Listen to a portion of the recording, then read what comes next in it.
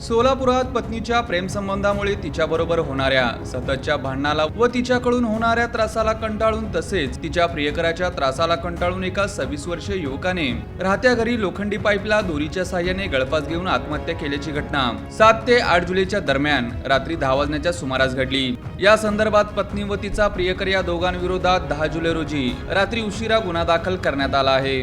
संजय राजाराम राऊत वय 26 राहणार यावली तालुका मोहोळ असे मृताचे नाव आहे, तर स्नेहल संजय राऊत व सौरभ सदाशिव शिंदे दोघेही राहणार कोंडी तालुका उत्तर सोलापूर असे गुन्हा दाखल झालेल्यांची नावे आहेत। या संदर्भात मोहोळ पोलिसांकडून मिळालेल्या माहितीनुसार मृत संजय याचा विवाह नवनाथ गुंडू ननवरे राहणार दहिटणे यांची मुलगी स्नेहल हिच्याबरोबर झाला होता। विवाहानंतर स्नेहल हिचे तिच्या आत्याचा मुलगा सौरभ शिंदे याच्याशी प्रेमसंबंध होते।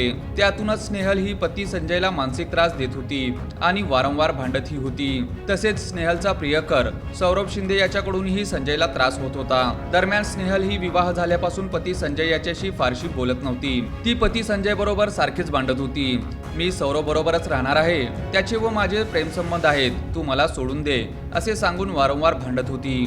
दरम्यान ही घटना संजयने आई-वडिलांना सांगितली होती। त्यांनीही स्नेहलला समजावून सांगितले, पण तिच्या वागण्यात फरक पडला नाही। त्यामुळे संजय खचला होता। घटने दिवशी सर्वांनी जेवण केल्यानंतर सर्वजण आपापल्या खोलीत झोपले। संजयही त्याच्या खोलीत झोपला। सकाळी संजयचे आई वडील उठल्यावर निमितची त्यांची कामे केल्यावर मुलगा संजय अद्याप का उठला नाही म्हणून आईने दरवाजा उघडून पाहिले असता ती घाबरली। संजयने घरातील लोखंडी पाईपला दोरीच्या साहाय्याने गळफास घेतल्याचे त्यांच्या निदर्शनास आले।